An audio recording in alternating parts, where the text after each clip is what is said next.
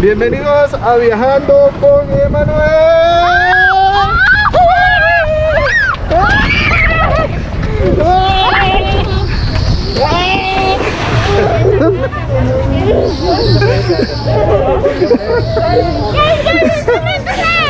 Otra vez. Y una vez más nos aventuramos a este hermoso lugar que es el Zoológico La Aurora, en donde pues fuimos a conocer este hermoso animal, hermoso espécimen, hermoso ser viviente que es el león marino.